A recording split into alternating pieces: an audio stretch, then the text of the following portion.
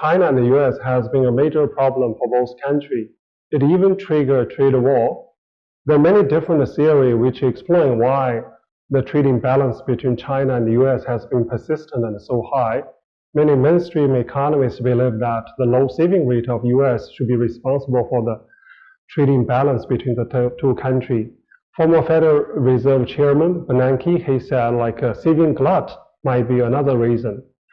However, I think we should also look at how the trade statistics have been compiled. Personally, I think current trade statistics are inconsistent with modern trade along the global value chain. Nowadays, many products we trade and we produce actually conducted along the global value chain where there are many firms located in different countries. They jointly produce the products and deliver to the final consumers.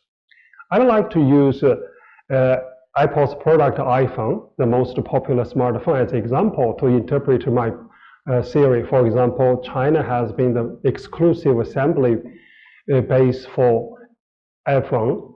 Well, when China assemble one iPhone and export this to US, all the value added basically recorded as China's export. However, all the iPhone include many foreign value added. For example, the first generation of iPhone, that is 3G iPhone, the total manufacture cost is $179. Of the $179, China's contribution was only $6.5, that is 3.6% of total manufacturer cost. But in the trade statistic, China got a credit of $179, which significantly inflated China's exports.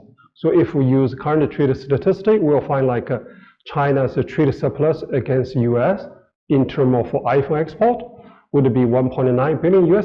But if we use value added, that is the contribution of Chinese worker, that will be lower to $73 million. So this is one of the reasons that is China's export to the US as well as China's surplus with the US have been so high. Well, this is just one side of the story. On the other hand, we find like for each iPhone sold in China, Apple captures substantial value added, but the value added captured by Apple has not been recorded as US exported to China. China has been the largest overseas market of the Apple in 2015. Apple sold about $56 billion of products. Of the $56 billion, Apple captured about like $20 billion value added. Apple derived this $20 billion value added from its intellectual property, such as its brand, its iOS system.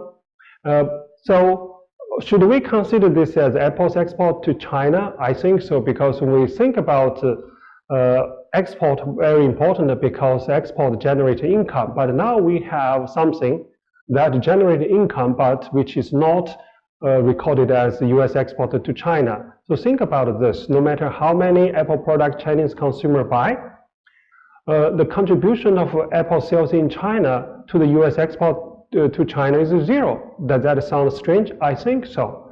Like Chinese consumer, they paid not only production costs, but also the value added embedded in each Apple products.